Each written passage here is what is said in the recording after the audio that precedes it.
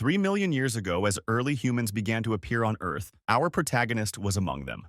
At first, he seemed just like any other primitive being, but there was something different about him, something that set him apart. Despite his unusual obsession with hunting, the MC believed he was no different from everyone else. However, he soon realized something was wrong. While those around him aged, weakened, and eventually died, he didn't.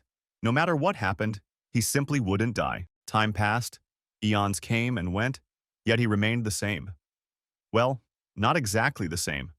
While the years left no mark on him, his body kept changing, growing larger, stronger, more powerful.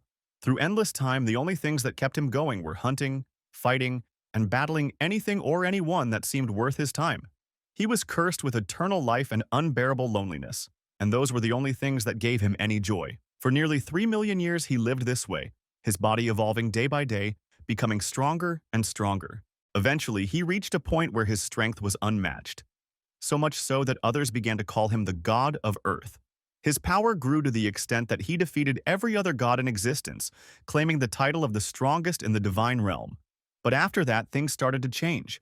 With no one left to challenge him, his once thrilling days of combat and excitement turned into an endless stretch of boredom. To show just how fed up he was with his dull routine, Mu raised his foot and slammed it down on the ground beneath him. The entire dwelling of the gods, which resembled a small planet, shook violently from the impact. But that wasn't even the worst part. The whole divine realm started trembling, leaving every god, angel, and even the evils within it absolutely terrified. Of course, this wasn't the first time God Mu had pulled such a stunt, and there were some gods who couldn't take being shaken up every day. One of them was Lucifer, the second-ranked god in the divine realm. Completely bored, Mu acted as though he didn't care about the chaos he was causing. His mind was consumed with the same thought that had plagued him for centuries. He had defeated every single worthy opponent without breaking a sweat, and now, over 1,000 years had passed since he faced anyone who could challenge him. Letting out a deep sigh, Mu muttered, "Being too strong is a problem too." The words clicked in his mind. After 1,000 years of mindless frustration, he suddenly felt like a genius. If his strength was the problem, the solution was simple. He needed to find a way to weaken himself. If he had a weak body like the Earthlings, he'd have hundreds of opponents to fight. Suddenly, Mu stood up and shouted, "Dragonling!" Out of nowhere, a massive dragon appeared in the sky above him, then descended with a thunderous landing. The dragon's height was at least 5 times bigger than Mu's throne, and from its stance, it didn't seem thrilled to be summoned. But those glowing eyes belonged to Liam, Mu's assistant. Liam's demeanor shifted, and he let out a deep growl, asking why he had been called. To his surprise, Mu simply started walking away and casually told Liam to take care of things while he was gone. However, things didn't go as Mu expected. Out of nowhere, the dragon cast a spell called Binding of the Absolute, shackling Mu in an attempt to stop him. But the moment Mu turned his head and gave him a side glance filled with anger, Liam's entire demeanor shifted again. His fierce and wild attitude melted away, and he suddenly looked scared and ashamed. Stammering, the dragon tried to explain himself, saying he didn't mean to offend Mu, but that Mu should have at least given an explanation, especially since a gods meeting was coming up soon. Mu, however, didn't care about the gods meeting. Without saying another word, he started walking again, dragging Liam along with the chains like they were nothing. Seeing his plan fail, Liam quickly switched tactics and started playing the victim. He whined that if Mu didn't show up for the meeting, he'd be the one stuck dealing with the other gods' endless complaints.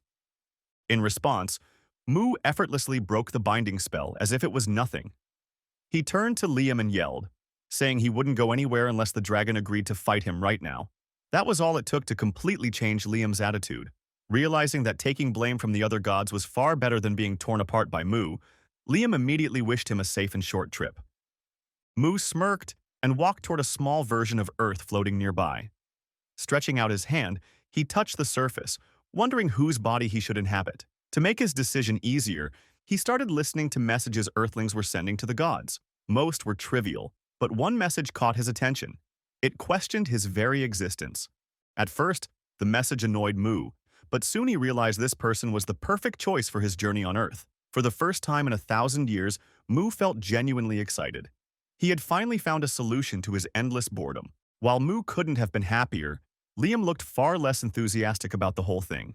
For a brief moment, Mu considered giving an explanation before leaving. But true to his Sigma personality, he decided against it. To Liam's surprise, Mu simply said goodbye, entrusted the place to him, and told him to take care of anyone who might show up in his absence. Liam felt a mix of worry and frustration. Mu was only sending his soul to Earth, leaving his body behind. Concerned, the dragon tried to remind him of the risks. If something happened to Mu's body, his separated soul would die on Earth. But Mu, confident no one in the divine realm would dare harm him, brushed off the concerns and did what he wanted without further explanation. The scene abruptly shifted. It wasn't Mu anymore, but someone entirely different, someone who had just defeated a demon lord in a video game. The feeling of victory was overwhelming, but it wasn't real life. It was just the final scene of a game a player had finished moments ago. That player was a 17-year-old named Lee Ho. Lee was painfully jealous of the heroes in every video game he played. Those lucky protagonists who always gathered hordes of cute girls on their ridiculous adventures. As he stared at the game credits, he sighed, wishing his life were anything like theirs. Suddenly, Lee's phone slipped from his hand, falling from a great height. The phone hit the ground with a loud crash, shattering into pieces. It became clear why Lee was standing on the edge of a 3-story building. He was ready to end his life. Trembling and covered in injuries, Lee whispered a bitter farewell to this cruel world before jumping. As he fell, he screamed, "If there's a god out there, prove it! Send me to another world!" But before he could finish, he hit the ground with a sickening thud. Blood splattered everywhere, and his head smashed into the pavement. By all accounts, he should have been dead. But then something strange happened. Lee's hands twitched, his chest heaved, and he started breathing heavily as though someone had pulled him from drowning. Unknown to Lee, God Mu's soul had possessed his body in the blink of an eye. Now, Mu was forced to endure the unbearable pain of Lee's broken body, completely unaware of what had just happened. Meanwhile, Lee's soul had been transported to the divine realm, where he stood, utterly shocked, face to face with a towering dragon. The dragon, too, was stunned. He hadn't expected to see a human in the divine realm, just as Lee hadn't expected the first thing he'd see after dying to be an angry dragon glaring at him. Let's rewind and see what happened 10 seconds before this incident unfolded. Mu was standing there, touching the surface of the mini-Earth with his signature smirk. He wasn't worried about leaving his defenseless body behind. He had full confidence it would be safe. The dragon had tried to warn him, but Mu brushed off the warnings and sent his soul to Earth, swapping places with Lee's soul. The moment Mu's soul entered Lee's body, he found himself in a life-or-death situation. With no time to adjust, he was plummeting toward the ground. Before he could even process the danger, Lee's body hit the ground with incredible force. Bones shattered, and Mu experienced pain beyond anything he had ever felt in his immortal life. But it wasn't the pain that confused him. It was the sheer chaos of the situation. Why did this happen? How had he ended up in such a mess? Seconds later, Mu's heart started beating again. By forcing his blood to flow and repairing his heart, he managed to stop the bleeding. Slowly, he began to rise to his feet, though his body screamed in pain. Rather than anger, Mu found himself oddly happy. It had been so long since he'd felt anything like this. The next step was to sift through Lee's memories, which didn't take long. He learned that Lee had lived alone, was poor, and was constantly bullied. This was exactly the chaotic, messy starting point Mu had hoped for. It had potential for challenges. Full of excitement, Mu threw a random punch into the air, but the sharp pain that shot through his arm reminded him that this wasn't his indestructible body. Despite the pain, Mu smirked. He had found exactly what he was looking for. The next day, police arrived at the scene where Leo's body had crashed to the ground, discovering bloodstains and shattered glass scattered across the pavement. They swiftly cordoned off the area, barring anyone from entering as they began their investigation. Meanwhile, Mu returned to the site, not out of concern for the police, but because the 3-story building nearby was none other than Lee's school. Determined to maintain Lee's daily routine, he strolled into the school, scanning the halls until he located Lee's classroom. His excitement got the better of him as he yanked the sliding door open with excessive force. The door rebounded, smacking him square in the face and leaving the mighty god momentarily dazed. His triumphant entrance ruined, Mu muttered under his breath before stepping inside, drawing the attention of one of Lee's classmates. The boy scowled at the noise, shooting Mu an irritated glare. "Idiot Lee Ho," he snapped. "Keep it down." Hearing the insult, Mu forgot the pain in his face and strode toward the boy, stopping uncomfortably close. The bully, recognizable from Lee's memories as the one who tormented him, was taken aback, not by Lee's frail appearance but by the unsettling grin twisting Mu's lips. "What's wrong with you?" the bully sneered. "Did you forget your glasses, or are you just too stupid to act normal today?" Before Mu could respond, the boy swung his fist, landing a hard punch to his face. Blood dripped from Mu's nose and mouth, pooling on the floor. The bully smirked, clearly pleased with himself. "Did you sell your glasses for cash, or are you just that much of a loser?" he taunted. Despite the blood, Mu didn't flinch. To him, a true fight only began when both parties willingly showed their intent to battle. And Mu confirmed that intent by enduring the first strike. The moment the punch connected, exhilaration surged through him. Without hesitation, he retaliated, driving his own fist into the bully's face. But as he pulled back, a sharp pain tore through his arm. His human body wasn't built for this. The commotion drew the teacher's angry shouts, but the entire class was already watching, captivated by the spectacle of the school's weakest student standing up to a bully. Humiliated, the bully charged again, ignoring the teacher's commands. Mu blocked most of the blows, though his fragile body struggled to keep up. For a fleeting moment, he considered using his godly powers, only to find them useless.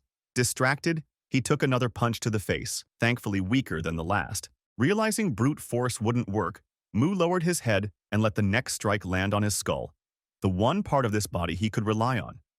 Just as he predicted, the bully's fingers shattered on impact, his scream piercing the air. Seizing the advantage, Mu lunged forward, headbutting the bully in the stomach, then again in the jaw. The boy collapsed, unconscious, as the class watched in stunned silence. But Mu wasn't finished. In a move that horrified everyone, he leaned down, bit off a piece of the bully's ear and spat it onto the floor. Blood splattered as students recoiled in shock. To Mu, this wasn't savagery. It was a mark of respect, a twisted acknowledgement of a worthy opponent. The news spread like wildfire. The weakest student had not only beaten a bully but marked him. Emergency services arrived, hauling the boy away as Mu watched, amused. He waved goodbye, already hoping for a rematch. Then a furious teacher grabbed him, dragging him to the office. "Have you lost your mind?" the teacher roared, raising a binder as if to strike. Mu didn't flinch. Instead, he grinned, his face flushing with excitement. Hand midair, unwilling to risk the same fate as the student in the hospital, he chose to skip the punishment entirely. Instead, he turned to Mu, whom he believed was Li Ho, and ordered him to bring his parents to school the next day. Mu braced himself, expecting a strike from the teacher, but when the anticipated blow never came, the confirmation of their battle, he abandoned the thought of fighting back. Just then, the teacher dismissed him, allowing him to leave school earlier than the others. Without protest, Mu obeyed and exited the building. As he walked toward Li's house, Mu's mind wandered. Unlike other gods who possessed complete knowledge of the worlds they governed, Mu was uncertain about the teacher's intentions. Was "leave earlier" a suggestion to return to his base, or something else entirely? Since no other explanation made sense, he assumed it was just that. Deciding to use this unexpected free time, he focused on healing his injuries and training his fragile new body. If he wanted to face stronger opponents in the future, he needed to grow stronger. His hand trembled visibly from the pain of his earlier wounds. At that moment, he longed to use his godly powers, like mana, to accelerate his recovery. Mana, as Mu understood it, was a force beyond human capability. In some realms, it was called chi, or chakra, but most gods referred to it as mana, a life force permeating nature, granting humans extraordinary abilities. It allowed them to become hunters, wizards, or even powerful players in different worlds. Yet, in this world, Mu couldn't rely on it, no matter how much he desired to. For now, he had to endure the pain and adapt to his new life and body. He attempted to channel mana once more, but it dissipated within seconds, reminding him of his earlier failed attempt during battle. Frustrated, he resolved to focus solely on physical training. Before long, Mu arrived at Li's home and collapsed onto the bed. Knowing his recovery would take time, with little else to do, he decided to return to the god's realm to check on events there. In an instant, his soul shifted back to his original body, just as it had when he first came to Earth. As Mu regained consciousness, his eyes widened in shock. Before him, Li Ho was choking a dragonling, refusing to release the helpless creature. The once weak boy, bullied relentlessly on Earth, now turned to Mu with newfound confidence, demanding he hand over the dragon.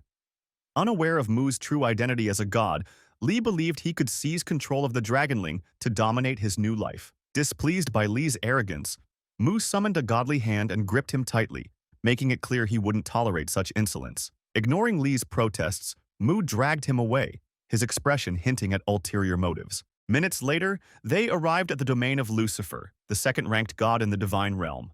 Mu strode in confidently, his presence undeniable. Lucifer, unlike Mu, was diligently overseeing his planet, Elur. Without hesitation or permission, Mu marched into Lucifer's castle as if he were dealing with an ordinary mortal. Naturally, Lucifer was displeased by Mu's rudeness and immediately rejected whatever requests they had, refusing to even hear them out. Unfazed, Mu demanded Lucifer open the gate, declaring his intention to send Li to the planet Elmer. Lucifer retorted that Elmer wasn't Mu's domain, so he had no authority to make such a decision. Mu, however, leaned in and reminded Lucifer of their power disparity, asserting he could do as he pleased. To emphasize his point, he challenged Lucifer to test his strength if he doubted it. Knowing he was outmatched, Lucifer trembled in frustration. Tired of Lucifer's hesitation, Mu stepped forward and touched Elmer's surface himself. Caught off guard, Lucifer warned that interfering with another god's domain was forbidden. Any unauthorized contact would trigger an unbreakable barrier. True to his word, the barrier appeared, but to Lucifer's disbelief, Mu shattered it effortlessly. Stunned, Lucifer stared as Mu calmly remarked that the universe's rules could be changed by those with the will to do so. Mu then released Li, urging him to leap into the portal he had created on Elmer. Li hesitated, fear evident, but Mu reminded him this was the opportunity he had always begged for. When Li again demanded the dragonling to dominate his new life, Mu refused and forcefully sent him to Elmer. Afterward, Mu mused about how modern youths expected everything handed to them without effort. With the matter settled, he casually instructed Lucifer to take care of the boy before departing. Humiliated and seething, Lucifer could only fantasize about tearing Mu apart. Lucifer's past mirrored Mu's in some ways. Once the first demon lord in history, he had claimed the title of the strongest on Elmer's planet. In his arrogance, he challenged the god ruling his world, defeating him with a blinding sword of light. Afterward, Lucifer overthrew every other god, claiming the ultimate throne as the god of gods, invincible and supreme. But his reign ended when Mu arrived and crushed him, shattering his mighty image before all. Consumed by rage, Lucifer vowed revenge, cursing Mu as a human-born bastard. Back in the present, Mu rode his dragonling toward his domain. Unaware a demon, likely sent by Lucifer, was watching from the shadows, waiting for the perfect moment to strike. Back just like Lucifer, who's counting down the minutes for his chance to get revenge for his humiliation. The bully from Li's school who had just regained consciousness couldn't wait to see Li dead. Still lying in his hospital bed, the boy grabbed his phone and decided to call someone tougher to teach Li a lesson fueled by burning anger. He scrolled through his contacts until he found the name of that person he was looking for. Meanwhile, on the other side of the city, someone was going hard on a punching bag. That guy's name was Kang Chael, the youth division middleweight boxing champion. His intense training session was suddenly interrupted by an obnoxiously loud ringtone. Annoyed, Kang stopped mid-punch, sweat dripping down his body, and turned to see whose phone was making that ridiculous noise. That's when another guy, a blonde, walked in and casually said it was his phone. He strolled over, picked it up, and answered. Sounding irritated, that guy was Hung Chil, a boxer with 2 years of experience under his belt. As expected, the caller was none other than the beaten-up bully with desperation in his voice, and without any introduction, he told Hung he'd buy him a new phone if he wanted, but asked him to do one small favor first. At first, Hung was a bit surprised to hear the request, but since it sounded like an easy and good deal, he agreed and asked what he needed to do. The next day during class, when everything seemed normal again, the bully walked in as if nothing had happened the day before. As he made his way to his seat, the entire classroom suddenly went silent for a moment, with everyone's eyes fixed on him. Then the murmurs and whispers started. The students were talking about how someone who used to bully others ended up in such a pathetic state.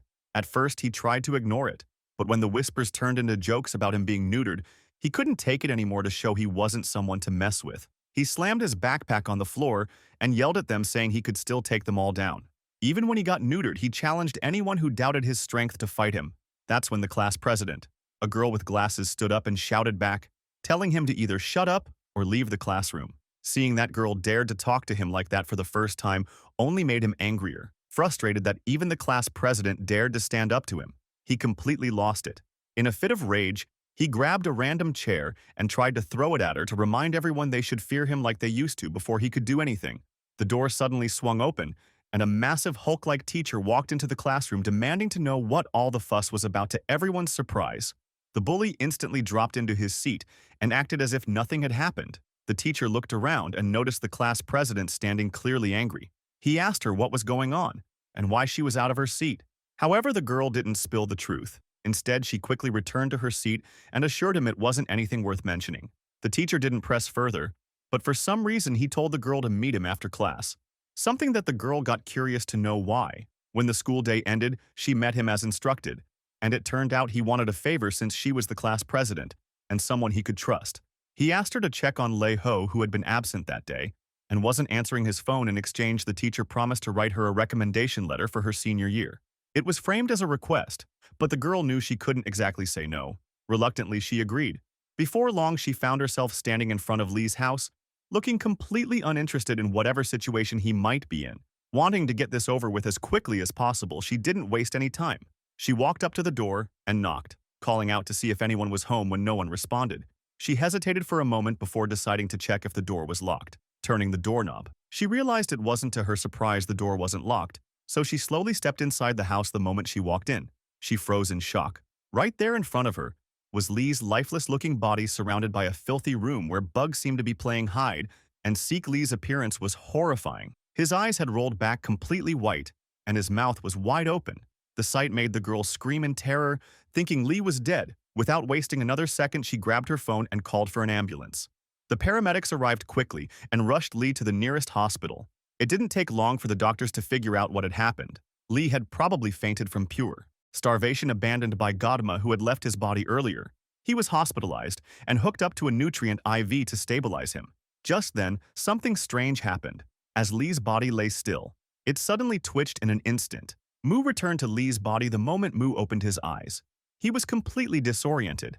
The place didn't look familiar at all. Confused, he tried to figure out where he was and how he'd ended up there before he could make sense of anything. He felt something odd looking down. He realized something was attached to his hand.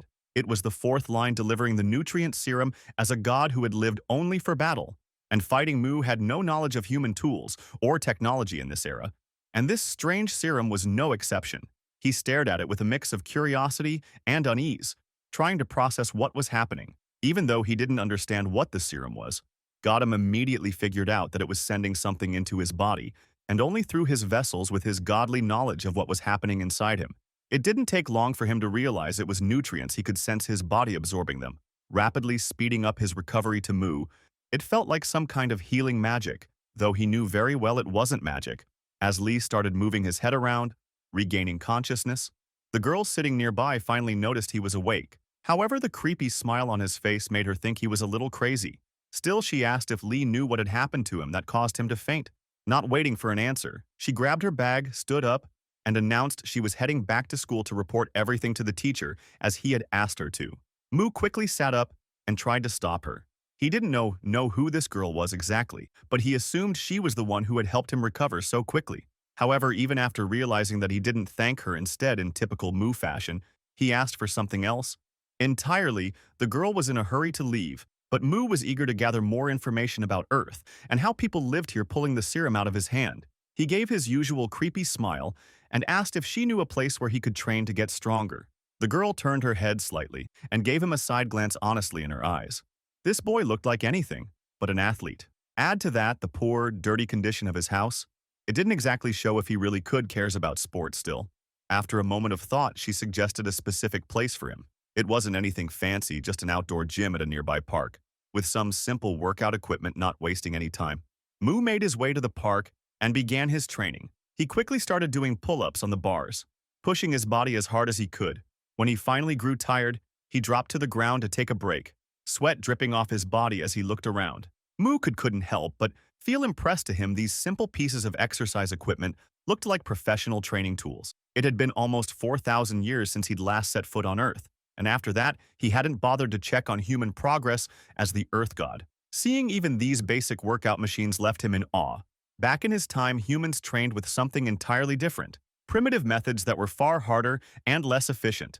This modern equipment, though simple by human standards, was revolutionary. In Mo's eyes, Mu started randomly testing each piece of equipment, even though he had no idea how any of them actually worked. Suddenly, in the middle of his training, something small like a pebble hit him on the back and fell to the ground. To his surprise, it was the beaten-up bully from earlier, and this time he had brought someone along, a boxer named Hung, to fight him. Even with the boxer beside him, the bully acted like a barking dog, yelling insults at Lee from a safe distance, but not daring to step closer. Mu couldn't care less about his barking. Calmly, he sat down, picked up the rock, and asked who had thrown it. The beaten-up guy, feeling a little braver now that Hyung was there to back him up, shouted that he was the one who did it. He started ranting about how Lee would pay for hurting him, bragging about how Hung, his cousin, and a professional boxer, was going to beat him to death. But before he could finish explaining, Mu saw an opening and caught him off guard with a sudden punch. The guy hit the ground screaming in pain as his already broken nose got smashed again. This was the result of starting a fight with God Mu by throwing a stone. And of course, Mu couldn't have been happier about it. That was on Earth. But in the realm of the gods, things were a bit more complicated. The time for the usual meeting of the gods had arrived, but Mao was nowhere to be seen. As his only assistant, the dragonling had to attend the meeting in his place with his lord absent. The nervous little dragon stuttered as he awkwardly began to deliver Mu's message before the dragonling could even get through the first few words of the letter. Lucifer suddenly interrupted, glaring at the drag. He demanded to know why a mere assistant dared to step into a meeting meant for gods, let alone speak first as if he were someone important. Lucifer's intimidating demeanor scared the poor dragonling out of his wits. Panicked, the dragon quickly clarified that he was only there to deliver a message from God Mu and had no intention of disrespecting or offending anyone, with his presence determined to fulfill his duty and get out of there before things escalated. The dragonling began to read the letter with a trembling voice, but the message turned out to be nothing out of the ordinary. As usual, Mu was simply asking the gods to let him know if they came across any worthy opponents for him to fight. That was it. Lucifer couldn't hold back his anger after hearing that, and slammed the table with a resounding bang. As the second most powerful god in the divine realm, he couldn't stand how Mu not only did whatever he pleased, but now even ignored the meeting. And the gods entirely, Lucifer wasn't wrong, and most of the gods silently agreed with him. However, even in Mo's absence, none of them dared to openly criticize him. Lucifer pressed on, declaring that the gods' meeting was meant to ensure the stability and safety of their worlds as the third strongest god, and of course as someone already in Mu's playthings. List the Archer. God finally spoke up. He argued that if, same as always, any abnormalities occurred even on Earth, they were the ones who always should take care of them instead of Mu, and that was most unacceptable thing for strongest god among them. Seizing the moment, Lucifer slammed the table again. His voice booming with frustration, he shouted that Mu's habit of treating everything like a game was pushing all the worlds to the brink of collapse. In his opinion, the few times Mu actually decided to solve something usually ended up making things worse to make his argument more convincing. Lucifer turned to the god of Cyclops, the ninth-ranked deity in the divine realm, and asked if he remembered what Mu had done 1,000 years ago when the Cyclops planet was on the brink of destruction.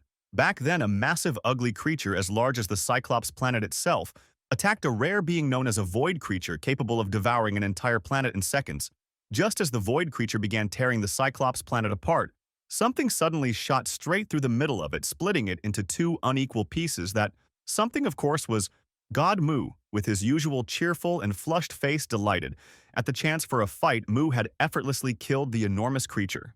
In an instant, Lucifer used this event to drive his point home, trying to make everyone, especially the Cyclops, God, see that Mu was to blame for the aftermath of the destruction. He explained that if Mu had cooperated with the other gods instead of acting alone, there wouldn't have been any casualties, having made his case. And likely swaying the other gods to his side, Lucifer declared that they could no longer stand by and let someone unfit to be a god continue risking the safety of their worlds. On the other side, the dragonling was left speechless. He couldn't do or say anything to defend his lord. The only thing he could do was silently pray, beg his lord to return before things spiraled even further out of control. The scene shifts back to Earth, where the beaten guy started making noise again. He barked at Mu, warning him once more that his boxer cousin is going to make him pay for what he did to him. Hai Young, the so-called boxer cousin, was intrigued. He couldn't help but be a little impressed by how fast Mu had moved and punched earlier. Curious, he asked if Mu practiced any sports like martial arts, but Mu casually replied that he didn't play any sports because all he wanted was to fight, not play. Mu's response, however, made Hung think of him as nothing more than an overconfident, dumb middle schooler, spitting out his chewing gum with a smirk. Hung took a fighting stance and said he was ready to fight just as Mu had apparently wanted. Hung decided to start first, moving quickly to test this guy and see if he was all talk, or actually had some skill. His opening strike was fast and sharp, landing hard on Mu's face before Mu could dodge or block. But despite the satisfaction of landing the first blow, something about Mu stunned Hyung. There was something strange, something downright unusual about this opponent, and it sent a chill running up his spine. As an experienced boxer who carefully observed his opponent's movements, Hyung found it strange that Mu didn't move an inch. even when he had clearly been watching the punch coming from the start, just like the beaten guy who had hired him. Young had no idea that his opponent wasn't human, but a god, and not just any god. A god who was absolutely obsessed with fighting. What Hung also didn't know was that Mu never dodged a preemptive strike for him. Taking the first hit was like a signal confirming that the battle had officially begun. With his usual unsettling, overly excited grin, Mu suddenly shouted, "Is hand-to-hand combat your favorite thing?" His creepy smile and strange behavior made Hyung wonder if this guy was just some crazy teenager. Then out of nowhere, Mu mimicked Young's fighting stance and launched himself forward.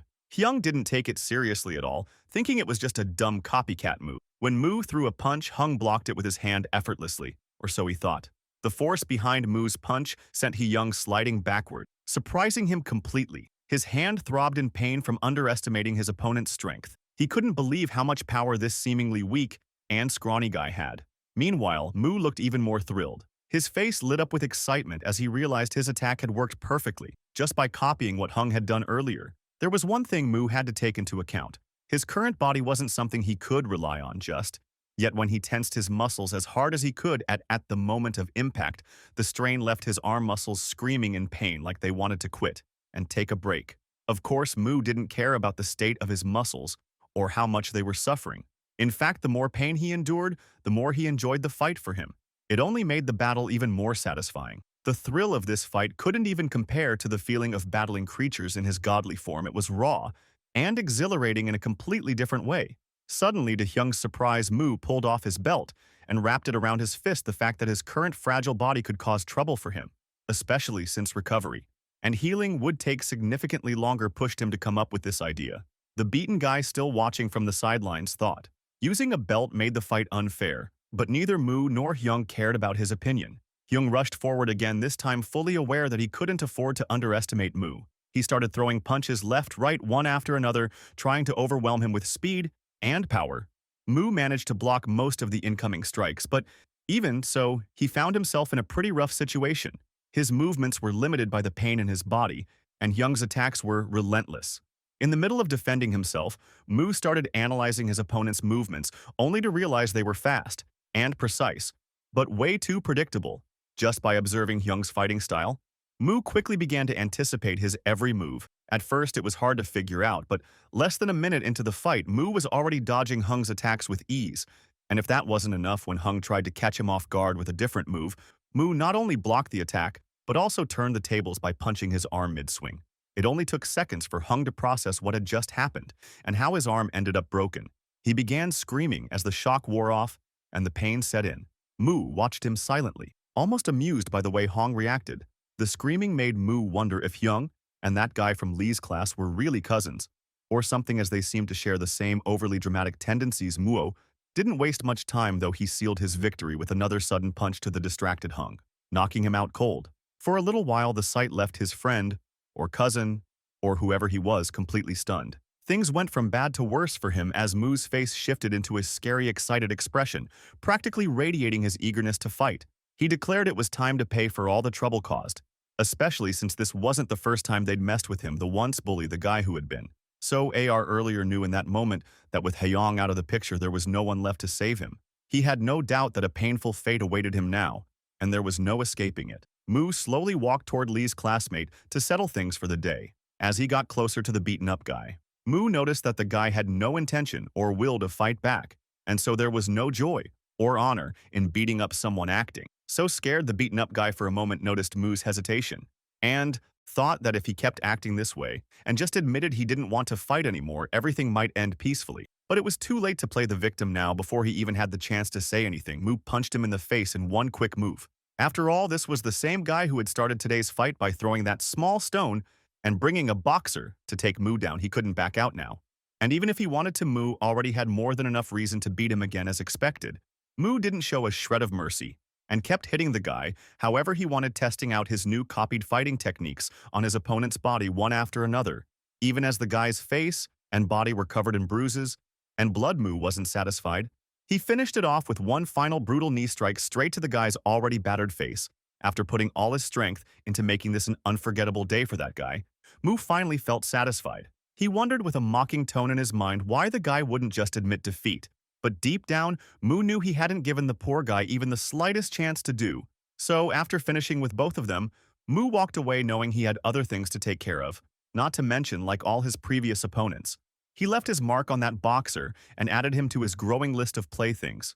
The beaten-up bully, on the other hand, after learning his painful lesson, was muttering Lee's name under his breath, calling him a crazy bastard. It wasn't long before Mu returned to Lee's house sitting on his bed.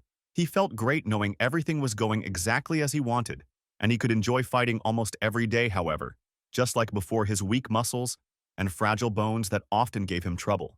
Even breaking easily while defending him himself were annoying and a bit concerning still in order to hold on to this feeling.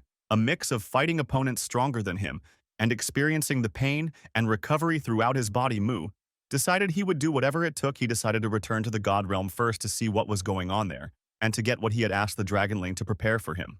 Like always, he focused, and while sitting tried to leave Lee's body and return to his original form, but this time unlike before when his soul would transfer instantly. Several seconds passed and nothing happened.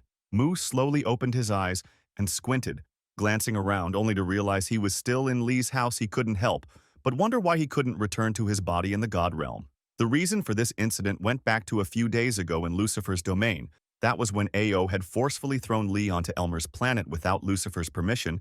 As we already know, in that day, Mu had completely ignored Lucifer, and without caring about his opinion came and went as he pleased, unaware that his actions were pushing Lucifer to his limits on his way back to his domain. That day, the Dragonling had asked Mu about his journey to Earth. Mu explained how much he enjoyed it, but also mentioned the weakness of his new body. During that conversation, Mu had ordered his assistant to find a recovery magic orb for him while he was gone, hoping it would help his weak body on Earth recover faster. There was just one small problem. Magical items were common on Elmer and a few other planets under Lucifer's control. They were abundant in those worlds because of the plentiful mana there, unlike Earth, where magical items and objects can only be obtained through divine blessings or whims. They are incredibly rare because of that. Only a handful of people throughout human history have been able to use them naturally. Those who could were often regarded as godlike beings by humans. Not long after Mu arrived at his domain, where the Dragonling had promised to find a recovery magic orb for him, the next time he returned to the God Realm. When Mu got off the dragon, his assistant reminded him once again about the upcoming gods meeting. That's when Mu casually searched in his pants, saying he had prepared something for him because of all the complaining. To the assistant disbelief, it wasn't anything grand, just a small letter. And of course, we already know what's written inside it. After delivering his message and doing what he considered his responsibility, Mu approached the miniature Earth model and placed his hand on its surface again to return to Lee's body. The Dragonling, clearly annoyed, angrily tried to convince him to at least wait and attend the meeting before leaving. But all the complaints fell on deaf ears as Mu completely ignored him just like before and transferred his soul back to Earth unbeknownst to both of them. A small demon hovered in the sky, silently observing and reporting every move to Mu's greatest enemy. The scene shifted back to the present, where Lucifer was analyzing the situation. He had no idea what Mu was up to, but he was certain his body was now empty of a soul. The fact that Mu hadn't shown up for the meeting made Lucifer realize he wouldn't be in the God's realm for a while. That's when it hit Lucifer, realizing the time has come to act. This was his chance, a once-in-a-thousand-years opportunity to finally get his revenge. There was no way he was going to miss it without any warning, and determined to get rid of the one obstacle standing between him and Mu, Lucifer suddenly used his life taxidermy spell. As the spell activated, sharp purple lightning bolts, shaped like spears, appeared above the Dragonling, but the Dragonling's sharp senses didn't fail him, not one to be caught off guard.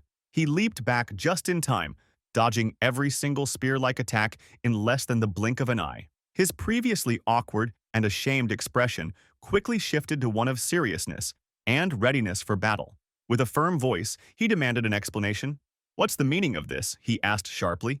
His eyes glowed with intensity as he pressed further, seeking confirmation. "Lucifer, are you seriously declaring war against Mu, the god of Earth? Are you serious?" Lucifer, now filled with confidence, knowing Mu wasn't around to interfere, floated slowly in midair. Then, with a booming voice, he declared that he would personally expel Mu from the seat of divinity. He knew exactly what those words meant, and he didn't hesitate to confirm it. It was an official declaration of war. The Dragonling didn't waste any time. Without hesitation, he compressed his fiery breath and unleashed a deadly blast of flames that looked more like a laser shooting straight toward Lucifer. At first, it seemed like Lucifer was caught off guard by the sudden attack, But even without expecting it, he effortlessly dodged it with ease. Strangely, instead of dissipating, the dragon's attack spun around the god's planet-like realm and exploded violently on the far side of it. The explosion was massive, so intense that the archer god had to quickly conjure a magical shield. First, he used it to protect himself, then extended it to shield the other gods attending the meeting. Unlike the others, Lucifer didn't flinch. He didn't move a muscle, not to run, not to shield himself, nothing. The waves and flames from the explosion, like the aftermath of a nuclear blast, soon reached the meeting, roaring toward them with unstable force. As expected from the gods, neither Lucifer or the dragonling nor anyone else took any damage, realizing his first deadly attack had been completely useless against Lucifer. The dragonling decided to use his ultimate move. Polymorph released the moment he activated it. His entire body began to transform, not just his arms and legs, but every part of him started expanding. Wild red lightning crackled around him, and a fierce aura surrounded the dragon, making it clear just how serious he was about protecting his master. But even after such a legendary transformation, Lucifer wasn't the least bit impressed. In fact, it was quite the opposite. The demon god smirked and announced confidently, "I'll deal with you as Mu's little girl easily. Then it'll be Mu's turn to pay for what he did to me." The dragon, however, had no intention of letting that happen. He was fully committed to defending his master no matter what it cost him. But things didn't go as the dragon had planned. Mu's royal assistant was easily defeated by Lucifer, unable to even leave a scratch on him. His entire body was trapped in Lucifer's life taxidermy spell, leaving him immobile and badly injured. The archer god let out a sigh and decided to leave casually, stating that the atmosphere here wasn't suitable anymore for a proper godly meeting. Everyone else, however, was left frozen in shock, stunned by the aftermath of the battle between Lucifer and the dragonling. They were too scared to make a move, let alone help either side. The archer god's departure didn't escape Lucifer's notice. Suddenly, Lucifer called out to him, and with a piercing side glance demanded to know whose side he was on, whether he supported the expulsion or opposed it. The archer god, however, just kept floating away, casually responding that he was neutral. Neither supporting nor opposing. Lucifer didn't like the answer, but he made it clear he was fine with it as long as the archer god didn't interfere. Then, turning to the rest of the gods, Lucifer coldly asked if anyone objected to Mu's expulsion. But after witnessing the dragonling's state, someone as powerful as a god utterly defeated, none of them dared to speak up. Meanwhile, the dragon was still alive and tried to warn Lucifer, reminding him that he was no match for God Mu, but Lucifer just smirked and responded with a chilling revelation. He knew that Mu wasn't here and was instead living in a weak, pathetic human body on Earth. The dragonling was stunned. He hadn't expected Lucifer to know this secret, especially since he thought he was the only one aware of it. And in that moment, everything started to click. It all made sense now why Lucifer had suddenly decided to rebel against Mu. Lucifer, however, didn't admit that he'd learned the secret by spying on God Mu. Instead, he shifted the blame onto the dragon, claiming that his overconfidence in his strength and lack of vigilance had given Lucifer the opportunity to figure it out. The dragonling couldn't stand to hear such disrespectful words. With no other options left, he decided to make one last desperate attempt to stop Lucifer using his massive tail. He launched a surprise attack, hoping to catch Lucifer off guard, but once again things didn't go as he planned. Lucifer remained perfectly still, pretending not to notice until the very last second. Then, with precision and ease, he dodged the attack and slashed through the dragon's tail with a magical weapon, whether it was a spear or a sword. It didn't even matter. Lucifer's power was undeniable. The poor dragon's tail was cut into several pieces, and there was a reason Lucifer didn't just finish him off. He knew that as long as Mu's assistant was alive, he could use him to find Mu on Earth. The thought of confronting him in that weak human body and making him suffer after all the humiliations Lucifer had endured filled him with satisfaction. His devilish laughter echoed in the air, while the dragonling coughed up blood repeatedly, his body trembling, and powerless to do anything to stop Lucifer. Later that day on Earth, things weren't looking much better for Hyong, covered in wounds. He was getting harshly scolded by his coach for getting into a street fight to make things worse. He was being forced to take a long recovery break right before his important matches. After the lecture, his coach finally dismissed him, and as Hung made his way out of the gym, he couldn't help but mentally blame Lee for the mess he was in. Just as he reached the exit door, Kang walked into the gym, leaving the two of them awkwardly face to face. Kang immediately noticed Hung's beaten-up appearance and sour mood. Without hesitation, he asked what had happened to him. In his hand, Hung, feeling embarrassed, couldn't bring himself to admit that he'd been beaten by some random weak-looking guy, knowing that Kang was one of the best boxers in the country. A sneaky idea popped into Hyung's head. He lowered his bruised face, putting on a shameful and sad expression, and started lying about what had happened to make it more convincing. He even forced himself to cry, letting tears fall onto the floor as he explained how he had stepped in to help his brother who was being bullied, only to have the bullies gang up on him and beat him mercilessly. He really went all out, crying like a little kid and covering his face, trying to look like an innocent victim who was just trying to do the right thing. To Hyung's surprise, Kang didn't seem moved at all. He simply ignored the tears and walked past him, casually reminding Hung that he had no one to blame. But himself, Kang told him he needed to be more careful, especially before his competitions, and walked away without another word, seeing his plan fail. And with Kang now out of sight, Hung immediately stopped crying, his face shifting to one of disappointment. But just as he turned to leave, he froze when Kang suddenly called out, "By the way." For a moment, Hung panicked, thinking Kang had seen right through him, and realized the whole thing was a fake act. But to his surprise, it was the complete opposite. Kang actually believed him, and was now asking for the name of the person who had done this to him. Meanwhile, on the other side of the city, Mu was still sitting on Lee's dirty bed. He couldn't stop thinking about why he couldn't return to his original body, his frustration and confusion growing by the second based on his divine knowledge. And of course, his experience there could only be one reason why he wasn't able to return. It had to be that his body was seriously damaged. Even this reason didn't sit right with Mu. He was convinced that not only was a dragonling someone as strong as a god protecting him, but his godly body wasn't something that could be easily harmed. His eyes widened in shock as the realization hit him. He pieced the whole incident together and thought, what if all the gods joined forces to attack me? That seemed to make the most sense. He suddenly jumped out of the bed, panicked. If his theory was right, he didn't have time to waste. He needed to act fast, but try as he might, he couldn't think of anything to do, and that only made him angrier. Frustrated, he punched Lee's pillow to release his anger. The thought that things could spiral out of control if he didn't return to his body made him feel even worse.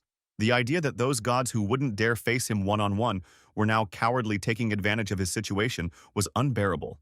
Unable to hold back his fury, Mu started punching the bed and the pillow repeatedly. In his mind, he wished for just one chance to turn the tables and teach all those cowardly gods a lesson. If he got that chance, he vowed to make stew out of the lot of them. Finally, after a few minutes of messing around, he got tired and stopped punching. He realized it was better to calm down and think things through. He reminded himself that the Dragon Ling, his protector, wasn't someone who'd go down easily, even if all the gods teamed up against him. That thought helped Gotham calm down a little. He started to think, if I can't do anything about my original body right now, I might as well focus on this one. At least, it'll give me a better chance of staying alive. With that in mind, he headed back to the training area. This time, he was putting his full effort into strengthening the rest of his body, ignoring his arm muscles for the moment. Training his abdominal muscles for the first time made Mu feel like they were screaming in pain. But oddly enough, that pain made the training more enjoyable for him while he was hanging and pulling himself up. The more pain he felt, the louder he laughed. He laughed so hard it echoed around the place. Of course, his obnoxious laughter made everyone around him think he was some crazy, creepy kid. Just hearing and seeing him annoyed them to no end. In the middle of his intense training, someone suddenly called his name. The unexpected voice startled Muyu, causing him to lose focus and fall straight to the ground with a loud thud. The person who called him was none other than the girl from before, Lee's class president. She was clearly annoyed, but not because of Mu's loud noises, no. She was upset because Lee hadn't shown up to school for several days to avoid making a scene. They decided to have their conversation somewhere calmer. They found a bench in a quiet corner and sat down. Mu started the conversation casually, saying, "Why would I need to go to school? It's not exactly a place where I can train my body." Hearing this, the girl frowned and asked, "Why does he want to train all the time anyway?" Mu shrugged and replied simply, "I train to get stronger, that's it." The class president tilted her head and asked, "And why do you want to get stronger?" Mu grinned and said, "To fight better and take on bigger opponents. Of course, my body's too weak right now, and that makes everything harder." From there, Mu launched into an excited rant, rambling on about his reasons for fighting and training. He talked for hours, barely stopping to breathe. The girl had no choice but to sit there and listen to his endless nonsense. By the time the sun was starting to set, she still hadn't managed to convince Mu to come back to school. She was running out of ideas, but then suddenly an idea clicked in her mind casually, as if it were no big deal. She said, "What's the point of training so hard if there's no one to fight you?" Her words hung in the air, catching Mu completely off guard. To make his point clear, he asked Lee to take a look around, pointing out that there's no one here who could challenge him, no matter how strong he gets. The girl stood up, and as she started to leave, said, "All you have to do is come to school, meet some people, and start some conflict. Then you'll have plenty of people to fight with. That she walked off, leaving the boy to think it over as she left. Mu couldn't help but feel a little impressed by her reasoning. She had a point after what he did to those poor bullies. They wouldn't dare come near him again. And without them, he needed to find someone stronger to fight if he wanted to improve and make this body stronger. For the first time, he actually considered going to school just as he was mulling it over. A shadowy figure appeared behind him and called out asking if he was Leo. The figure was wearing a mask to hide his identity and carrying a weapon. Mu, on the other hand, didn't bother answering the question. He already knew what this was about. His shocked expression shifted into one of relief. Things were going much easier than he had expected. Now he didn't even need to search for his next opponent, as his opponent had come straight to him with a small smirk. Mu simply turned his head calmly, preparing himself for the inevitable first strike and the confirmation of battle. It was obvious that the masked guy was Kang Chale, but there was something about him that set him apart from the usual bullies Mu had faced in the past.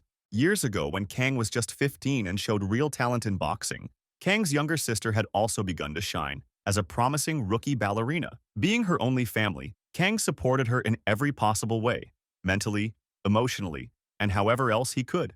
Everything seemed to be going well until a creepy stalker set his sights on her. Day by day, his obsession worsened, until one day, he completely snapped and crossed the line. He followed her in secret and waited until she entered a quiet alley. That's when he decided to act, intending to carry out his sick desires. Luckily, Kang happened to be nearby. Spotting what was happening, he rushed in and launched a surprise attack, stopping the man before any harm could be done. The police were called, and the stalker was arrested. But since Kang had intervened before the man had technically done anything illegal, there wasn't enough evidence for proper punishment. The stalker was released not long after, but now his obsession had evolved into something worse: madness, fueled by a thirst for revenge. Eventually, he found the girl again, this time in another secluded area. But now, he came armed with a kitchen knife, clearly planning something far more vicious. Once again, Kang appeared, seemingly out of nowhere, and stopped the assault.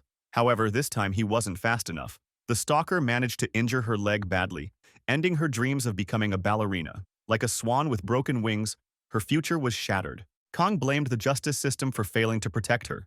From that moment on, he lost faith in the law and vowed to take justice into his own hands. His first act, beating the stalker to within an inch of his life. But that was only the beginning. From then on, Kang dealt with threats in his own way. If he encountered a gang or someone who looked like they were about to harm others, he would step in, not with words, but with a firm warning and a powerful blow from his new favorite weapon. Fate had turned Kang into a kind of anti-bully vigilante, someone who didn't see fighting as violence, but as a form of judgment. And so, his reason for coming after Mu wasn't much different. Back in the present, Mu stood still, taking Kang's preemptive punch without resisting. Although it was a sneak attack from behind, one that could have knocked him out cold, Mu quickly noticed it was light, nothing like the heavy hits he was used to. As the first strike, he couldn't help but wonder, was Kang testing his reflexes? Or was it just a warning shot? Either way, Mu didn't care. What mattered was that the fight had officially begun, and now he had the confirmation he needed. As always, Mu didn't mind being in another fight, completely unaware that this one wouldn't be as easy as the others. Surprisingly, Kang didn't jump straight into action. He hesitated, confused that Mu wasn't charging around, picking fights for fun like he'd been told. Kang had no idea that it was all a lie, made up by Hyung just to impress him. Mu, however, had no interest in clearing up the misunderstanding. He ignored Kang's questions and told him to quit with the small talk and do something already. That, of course, hit a nerve. It only made Kang believe Hyung's story even more, convinced that Mu really was as reckless as he'd heard. So, Kang did exactly what Mu asked. He dashed forward, trying to beat him down without wasting a second. But Mu stayed calm and alert, defending himself like a trained boxer. Kang didn't hold back. Punch after punch came flying. But, to his surprise, Mu dodged every single one. With each dodge, Mu's confidence grew. Watching this, Kang quickly realized that Mu wasn't just talk. He actually knew how to fight. So Kang stepped things up. He used one of his boxing tricks, a light right jab to block Mu's vision, intending to sneak in a heavy strike during the opening. But Mu had already predicted the move. He blocked it cleanly. For Kang, this was still just warm-up. He felt like he'd found the perfect opponent to spar with, a human punching bag. He went back in with a series of blows, but this time Mu felt the difference. The punches were stronger, heavier. As expected from a champion boxer, Kang used both his skills and experience to keep the pressure on. He refused to give Mu even a second to breathe. Punch after punch came at him, relentless and powerful. On the other hand, Mu was completely cornered and couldn't do much. Kang was relentlessly targeting his weak spots, making it nearly impossible for Mu to concentrate on the fight. Things took a turn for the worse when Kang found an opening and landed a bone-crushing punch to Mu's side. The pain hit instantly. It felt like being kicked in the balls twice in a row. Kang backed off briefly, giving Mu a moment to process the sharp pain in his ribs, but not without sending a message. He coldly stated that he was deliberately attacking Mu's weak and injured areas because, in his view, people like Mu didn't deserve mercy. But instead of reacting with fear, anger, or even respect, Mu, still struggling with the pain, started laughing. That unexpected reaction threw Kang off for a second, then quickly got under his skin. He couldn't believe what he was seeing. The laughter infuriated him, pushing him to fight even more ruthlessly. Meanwhile, Mu had already come to terms with the massive gap in strength between them. It was painfully obvious. Kang was on a completely different level. Mu knew he couldn't overpower him with brute force, especially while stuck in Lee's body. But as someone who lived and breathed combat, giving up wasn't even a consideration. Admitting defeat simply wasn't in his nature. Facing a stronger opponent who refused to play fair, Mu realized he'd have to use the same approach. He needed to stay calm, keep his senses sharp, and wait for the perfect moment to strike. With thousands of years of battle experience behind him, he quickly remembered a past fight that eerily resembled this one of those rare, 1 in 1,000 battles where he'd been close to losing. Even during those brutal moments, Mu never regretted fighting. He found a strange satisfaction in the thrill of it all. But back then, it wasn't about enjoying the pain. It was about winning no matter what. So, he forced himself to shut down all emotions, even if just for a few seconds. The creepy grin vanished from his bruised, battered face as he focused solely on analyzing his opponent's movements. When another punch was heading straight for him, Mu acted. Using his dirty, torn cloak, he created just enough distraction to open up an opportunity. The more he thought and used his tiny bird-sized brain, the more dangerous he became. Back then, he took full advantage of that small window and landed several clean hits on the massive monster he was up against. To his dismay, though, those attacks didn't do much. The creature was far beyond his league. Still, knowing he was outmatched didn't stop him. He kept using his head, searching for weaknesses while keeping his emotions locked away. He never gave in and never gave up. In the end, Mu lost that battle, barely escaping with his life. But even while crawling away in pain, he couldn't help but enjoy the rush of surviving something like that. The situation now felt nearly identical. So, Mu decided to use the same tactic, turn off his emotions, trust his instincts, and fight smart. If it didn't work, well, at least he'd get to enjoy another brutal beatdown. His first move was to suppress his feelings and put on a blank, gloomy expression. But since he had no idea how Lee's face would naturally look in such a state, he just improvised. The result? A weird mix of blank and ugly, which irritated Kang even more. Kang took it personally, thinking Mu was mocking him. Fueled by rage, he charged at Mu with everything he had, determined to finish the fight. Mu, however, acted like none of it mattered, pretending to be completely clueless about the incoming barrage. As Kang came at him, throwing punches like a wild animal, Mu stepped back, dodging as best he could. It didn't take long before his back hit a tree, forcing him to change strategy. Suddenly, an idea hit him. He dug his foot into the dirt and quickly kicked it up toward Kang's face. Some of the dirt hit, but Kang, wearing protective glasses and shielding his face with his hands, wasn't fazed. The move didn't do much, but it confirmed Kang's belief that Mu was just some thug who needed a beating. Then, Mu suddenly lowered his head, causing Kang to pause for a second. But it was all part of the act. Mu smirked and taunted him, asking if he was too scared to keep going. Kang's rage boiled over, and with no hesitation, he launched another assault. This time, though, Mu, with his ridiculous-looking face, was prepared. He dodged the attack effortlessly, but Kang wasn't done. In a flash, he appeared behind Mu, going for a strike from the blind spot. Even then, Mu managed to dodge it. Again. This time, though, Kang's fist grazed Mu's chin, causing some damage. But it wasn't anything Mu cared about. He was convinced that his plan was working. Kang was no longer as focused as before. It didn't take long for Mu to notice one of the biggest differences between Kang and the other two opponents he'd fought earlier. Kang's fighting style was much more aggressive. Unlike their defensive approach, Kang attacked with relentless force. In Mu's view, aside from skill and power, the terrain was the real reason for that difference. That was also the true purpose behind throwing dirt earlier, not to strike Kang's protected face, but to scatter debris across the ground. The scattered dirt and small rocks created countless tiny obstacles that made it harder for Kang to move smoothly. His aggressive, forward-charging style fueled by Mu's constant taunts, became predictable, and Mu found it easier to block his attacks with minimal effort.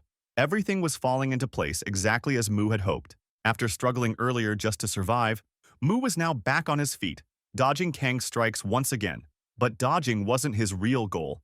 What he wanted was to push Kang into rushing around recklessly, increasing the odds of him stepping on the scattered rocks and losing balance. Sure enough, Mu got exactly what he wanted.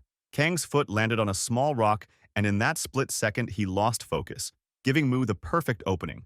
Without hesitation, Mu launched forward, knowing he couldn't afford to waste this rare chance. He aimed for a vital area, but mid-air, he realized something was wrong. His arm wasn't responding, probably from blocking too many blows earlier. Still, Mu didn't back down. Instead, he used his elbow and delivered a powerful strike. For a brief moment, he wondered why his arm had gone numb, but the thought vanished. The elbow attack hit harder than any punch he could have thrown. Kang's protective glasses shattered, and he stood there stunned, caught completely off guard. Naturally, Mu couldn't resist. He began mocking him, throwing insults and laughing at how easily Kang had been hit. But then, something went terribly wrong. Mu was so caught up in taunting and planning his next move that he failed to notice what was happening in real time. While he was busy mocking, Kang retaliated, using his weapon to crush Mu's leg. The pain hit like a lightning bolt. Mu dropped to his knees, frozen in disbelief, unable to process what had just happened. Kang now stood tall, resting his weapon on his shoulder, smirking. It was his turn to mock. What's wrong? Don't feel like laughing anymore? Not so funny now, huh? Kang had finally had enough. No one had ever irritated him this much before. So much so, he decided to end it by breaking Mu's jaw, making sure he'd never laugh again. Mu, still on his knees and completely unable to move, couldn't even dodge or defend himself. Just before the final blow landed, he realized the truth. He had lost. He closed his eyes, bracing for the impact. As his mind drifted, he wondered, after nearly 4,000 years, was this finally the moment he would taste true failure again? And Kang, ready and eager, was prepared to deliver it. But just a fraction of a second before the blow connected, something came flying out of nowhere. A rock, or something like it, slammed into Kang's face. The impact made him stumble backward, completely stunned, and the object disappeared into the trees. Whatever it was, it had saved Mu. In an instant, the tide had shifted. Kang immediately scanned his surroundings, trying to find whoever had thrown it. Before he could think further, a faint, weak voice called out from nearby, "Master!" And the sound grew closer. Kang's instincts kicked in. As someone who prided himself on being a shadowy vigilante, he couldn't risk being seen. Without wasting a second, he grabbed his sweatshirt, threw it on, pulled the hood over his head, and vanished into the forest before anyone could catch a glimpse of his face. As soon as Kang disappeared, a small creature emerged from behind the trees. With a trembling voice, it repeated, "Master!" Mu turned his head and saw the speaker, a small, lizard-like creature with horns. To his surprise, Mu recognized it immediately. Despite its new form, he knew exactly what it was. He had once raised that lizard into a dragon. It had become his worthy assistant. Now, with no one else around, Mu and the little dragonling made their way back to Lee's house. Once there, and finally able to breathe, the dragonling began to explain everything about Mu's current state, what had happened in the realm of the gods, and how he ended up on Earth in this body. According to him, after Mu's defeat at the hands of Lucifer, Lucifer had discovered Mu's divine body and imprisoned it inside an unbreakable, impenetrable barrier, one that transcended both time and space. This made it impossible for Mu's soul to return to his original body. To ensure no one could interfere with his plans, Lucifer took Mu's body into his own domain, where he could keep a constant eye on it. A satisfied smile always rested on Lucifer's face, knowing that without his body, Mu couldn't pose any real threat. However, there was one problem. Lucifer couldn't enter Earth so easily to finish Mu off. There was only one way for him to do it. He had to convince the dragonling to reveal how to access Mu's planet. So, Lucifer also brought the defeated dragon to his domain, offering a tempting deal. If the dragonling helped him reach Earth and eliminate Mu, he would appoint him as the new god of Earth, replacing his former master. Lucifer was confident the offer might sway Mu's loyal assistant. After all, who wouldn't be tempted by that kind of power? But the dragonling didn't give a direct answer. Instead, he whispered something so quietly that Lucifer couldn't make out the words. Annoyed, Lucifer demanded that he speak louder, at least enough for him to hear the answer. Finally, the dragonling responded, but instead of saying yes or no, he pointed toward the barrier that surrounded Mu's body. He asked Lucifer a question. If the barrier could block time and space, could it also stop physical attacks from breaking through? Lucifer, thinking the dragonling was considering rescuing Mu, answered smugly. He claimed no attack, no matter how strong, could penetrate the barrier. It was, in his words, invincible. He told the dragonling to stop trying, to give up, and to consider joining him instead. But then, something unexpected happened. Lucifer noticed the air growing brighter. Suspicious, he turned to look at the dragonling, and what he saw made him freeze. The creature's battered, injured body was glowing with a golden light, sparking with raw energy. At first, Lucifer was confused, trying to figure out what the dragonling was doing. But confusion quickly turned into fear when the creature suddenly screamed, "Massive self-explosion!"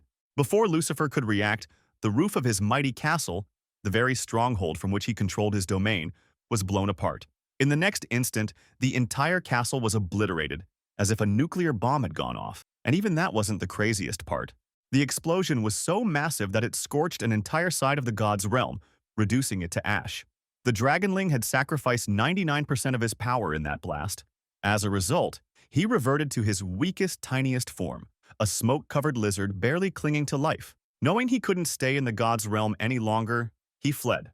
There was only one place left for him to go, back to his master, on Earth. But Lucifer wasn't going to let him escape so easily. Emerging from the smoke, furious and betrayed, Lucifer charged after the dragonling. His rage was unmatched. In his eyes, the little lizard had abused his mercy and would pay dearly for it. The dragonling sprinted desperately, trying to stay ahead, but Lucifer summoned a magical spear and hurled it with all his might. The spear missed, but just barely. The lizard, now missing part of his tail, was only a few meters away from Mu's throne and the gateway to Earth. With one final leap, he threw himself forward, onto the throne, and then onto the miniature replica of Earth's surface. In that instant, he vanished from the god's realm and reappeared in Earth's sky. Drained of all strength, the tiny dragonling didn't care where or how he landed. He closed his eyes and let fate decide. And, as it turned out, fate made him his master's savior. The mysterious object that had struck Kang's face earlier, stopping him from delivering the finishing blow, was none other than this tiny, exhausted lizard. That was all he could remember. After hearing the full explanation, Mu sat silently, deep in thought. His small assistant couldn't help but worry, wondering if something was wrong. But, as always, Mu wasn't sad. He was furious. Furious enough at Lucifer that, if he ever returned to his real body, he wouldn't let him live another second. Then, something in Mu's expression changed. The rage melted into excitement. He realized he finally had a reason to fight Lucifer again. A true, all-out battle. Even the dragonling was caught off guard by how fast Mu's emotions could shift, despite knowing him for ages. Buzzing with energy, Mu jumped out of Lee's bed, filled with a renewed sense of purpose. But deep inside, he knew the truth. In this body, he didn't stand a chance against Lucifer. Not yet. The only option was to train harder and make Lee's body stronger. However, Lee's weak, battered body was in such terrible shape that even throwing a light punch into the air made him feel like his bones were breaking. Mu couldn't help but wish that this new body could heal faster. Then it hit him. He had told Dragonling to find a magical orb for him the last time they met. Turning to the small lizard, he asked, almost hopelessly, if there was any chance he had found the orb and brought it back to Earth. To his surprise, Dragonling had actually retrieved the magic orb, or at least that's what he claimed. Since he didn't have a bag or pocket to carry it, the little lizard had hidden the orb deep inside his stomach. At Mu's request, he slowly began to cough it up. But because the orb was larger than the lizard itself, Mu's assistant struggled to deliver it to his master. Once he finally succeeded, he explained that it was a dragon bloodstone, infused with a one-time healing spell. The tiny creature apologized for only bringing one, saying he had been in a rush, and obviously couldn't carry more. Mu didn't even wait for his assistant's saliva to dry. He immediately picked up the orb to examine it. After holding it for a moment, he thanked Dragonling and told him this single orb would be more than enough, for now. Without hesitation, Mu activated it. The healing effect was released immediately, causing the orb to shrink in size as its power was used. Moments later, Mu's body was glowing with a gentle green aura radiating from the stone, and his injuries began healing on the spot. But that wasn't even the most surprising part. Mu suddenly noticed something strange. His muscles were responding more sharply, almost sensitively. There was only one possible explanation. The orb wasn't just for healing, it had also been infused with a body enhancement spell, one that was already improving Lee's fragile body. Seeing Mu's reaction, Dragonling proudly admitted that he had personally poured magic into the dragon bloodstone himself. Mu nodded in appreciation as he stared at the remnants of the orb. He figured that, since it had been used on a human's weak body, not all of the energy had been consumed. leaving behind a fragment. He handed it back to Dragonling, telling him he could keep it and use it for himself. However, the little lizard shook his head. He didn't want to waste it on himself.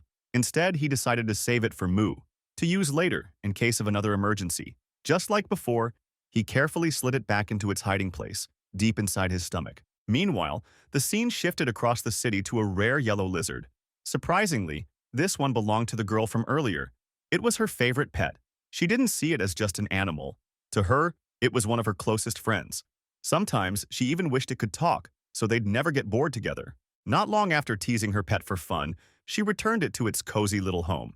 She had to head out, likely to school, and since pets weren't allowed, she left it behind to live its own quiet life for a while. Peace returned to her house as she left. That day at school, everything seemed unusually calm. No one was picking fights or causing problems.